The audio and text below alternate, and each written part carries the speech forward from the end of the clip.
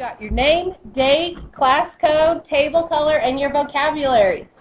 For your vocabulary today, it's warm colors, red, yellow, orange, and cool colors, blue, green, violet. So now we can turn our papers over so that it's blank, and I'm going to show you how to draw some corn. First thing I'm going to start out with is a few inches from the top. I'm going to start my first corn kernel. Make sure it's not too big, maybe about the size of your thumbnail, and not too small. So I've got my first corn kernel, and I'm going to draw all the ones, just one straight line, and then I'll show you how to expand it. So we're going to keep adding. See how it's not a complete circle? You just start from the original one and then just add a loop.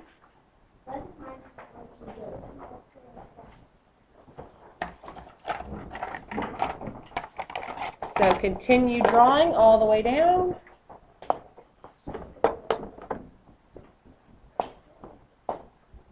We're just going to start with the middle row.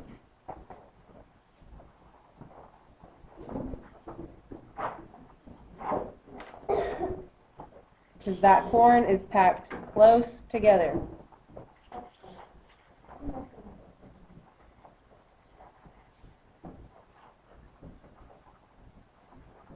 Now, as you start to get closer to the bottom of your paper, the corn is slightly going to get smaller and smaller.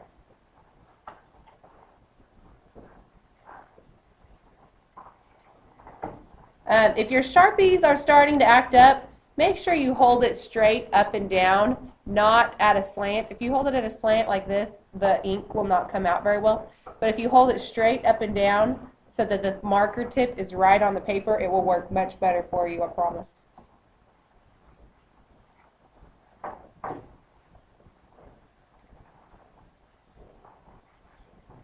Okay, so leaving a few inches here at the bottom, let's see if I can show you. We've got the middle section of our corn. Now we're going to build up the top row.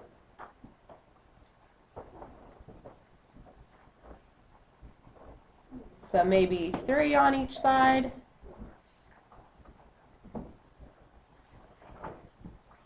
Then it kind of looks like a big T. Now when you go back to draw in your little sections of corn, you don't draw a complete circle. You can try that if you want to.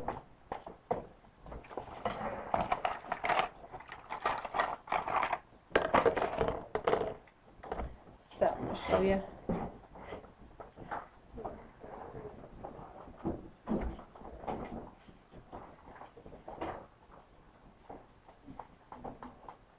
Now you have a big paper. Make sure that your corn is going to be proportional to your paper. Don't make it teeny tiny. If you accidentally made a teeny tiny corn kernel like that one, that's okay. Just go back around it, add a bigger one.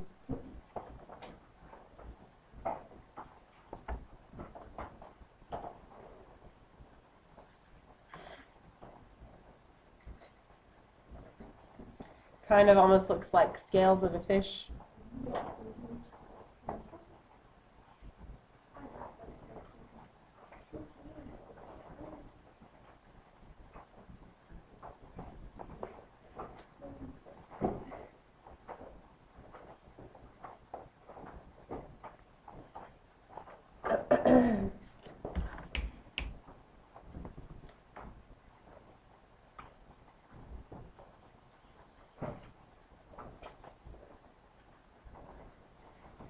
So we're going to keep drawing. It kind of takes a little while.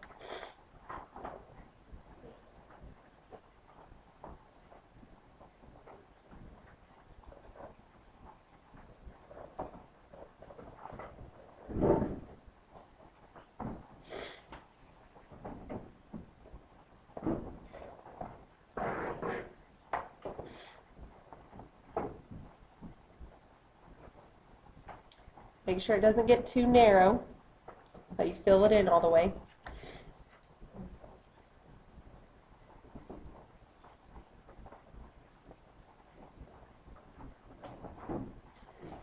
And remember, the reason why we're drawing corn today is because it's one of the crops that the Native Americans grew.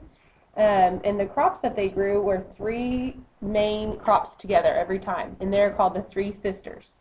And these crops were the corn stalks, of course, because they would grow nice and tall. And those corn stalks allowed for green beans or type of beans to grow on them because the beans needed something to grow on. So the corn was perfect for that.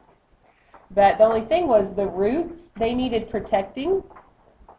So the crop they found that did a great job at protecting the ground were squash. The squash would grow on the ground and protect the roots of all the plants. They all made sure that whatever the plants put out, it was good for the other plants.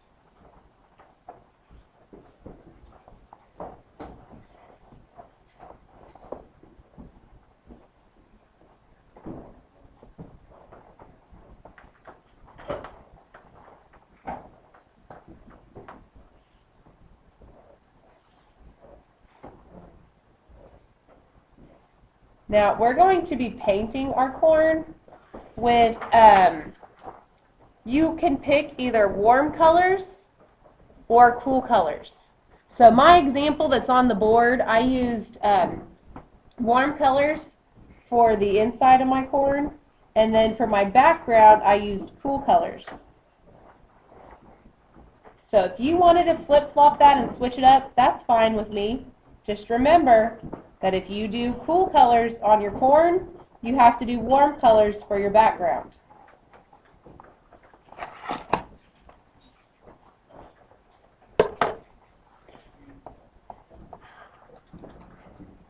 Raise your hand if you're about as far along as me and you're almost done.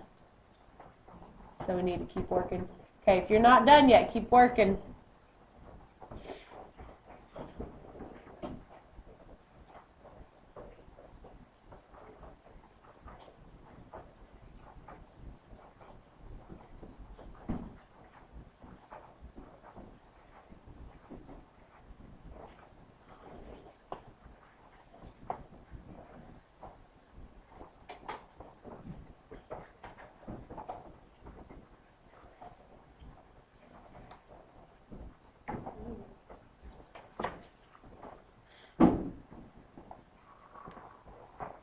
Starting to come along.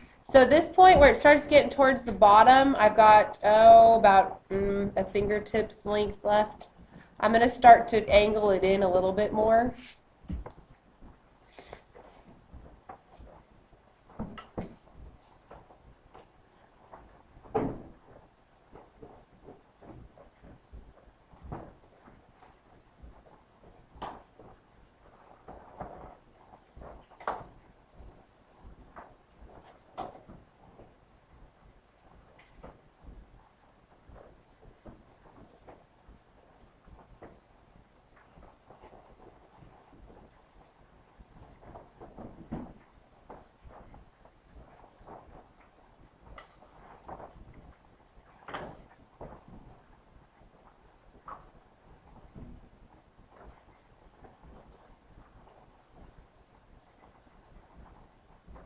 And you know what? If it looks like not perfect on the edges, that's okay. I think it looks pretty cool like that. And plus, is corn supposed to look perfect every time? No. No, it's not.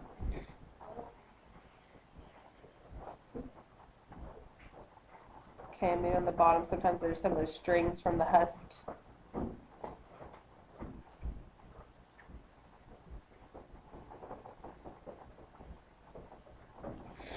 And just some little teeny tiny circles on the bottom.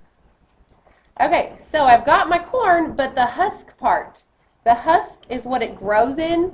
Now normally it would be covered up by the husk, and then you would peel it back. So we're going to add our husk. Kind of looks big and leafy.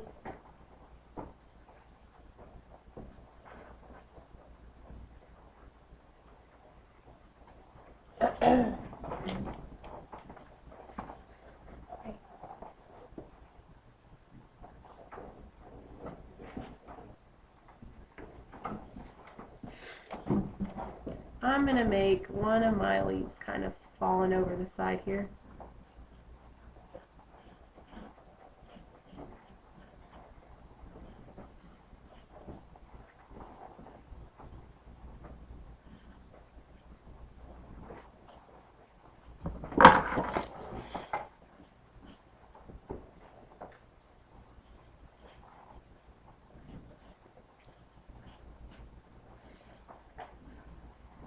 Okay, I'm ready to paint. Now, since the last one I did, the one I showed you on the board, my background is cool colors and the inside of my corn is warm colors. Since I already have that example, I'm going to show you the other way to do it. So, since I have, I'm going to be doing the background warm colors, I'm going to do that last, and I'm going to do the corn with cool colors first. Now, can corn really be blue? No. I think it can. Corn can be, there's all different kinds of corn. Now, we'll look at some, I'll try to pull up some pictures to show you. But yeah, corn, it can be blue. All different colors. So you're just going to have a little set of watercolors and a water cup. Raise your hand if you've ever used watercolors before. Now, watercolors are awesome if you use them the right way. Watercolors are not awesome if you don't do it the right way. Now, if you're trying to use watercolors and you don't have any water on your brush, you're not going to be able to use them. Every time you use watercolors, every time you go to get color, you have to dip your brush in the water. You cannot use this without water. So you put your brush in the water and then put it in the paint and you just stir it around. Maybe you need to add some more water. And then I'm going to go in here and start painting my corn kernels. I'm going to try to not do too many that are right next to each other, but then I don't really want to create a checker pattern either.